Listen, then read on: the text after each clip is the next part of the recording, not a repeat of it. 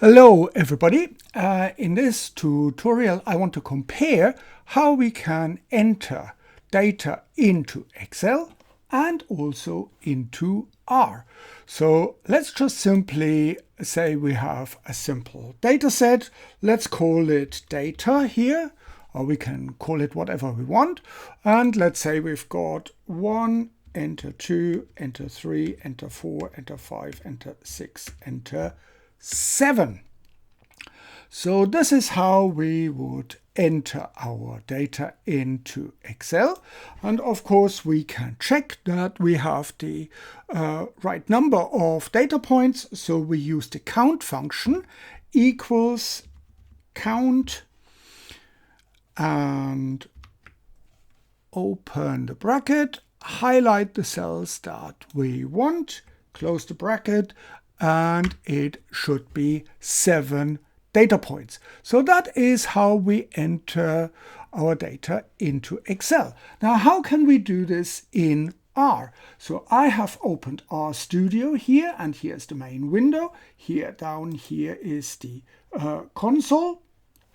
And now we can enter the data, but what you obviously see is that we don't have a nice table function in R. However, what we can do is we can assign a variable name, let's call it data, and then use our data points, our observations, and make this assignment to this variable point. So how do we do that? Let's just simply call our variable data. It's probably not very imaginative. And sometimes it comes up with suggestions, but we don't need that. And we so say this is the variable like we used it here as the header in Excel. And now we assign the observations, and the assignment command in R is the smaller sign and then minus. And now we need to enter our data, and for that we use the C command, so C brackets. This C stands for connect or concatenate. And now we just simply enter our data separated by a comma. 1, 2, 3, 4, 5, 6, 7. Last one, we don't need a comma. Okay, so we've got our data assigned, and let's just simply tell R that this is what we want. So we highlight the cells with a left mouse click and run here. And R remembers that the variable name data should contain 1, 2, 3, 4, 5, 6, 7. We can check that R has done that correctly.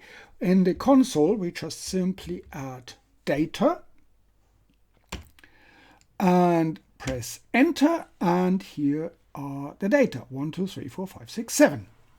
Now, of course, we should check that we have the right number of data, and in R we don't use the count function, we just simply use the function length.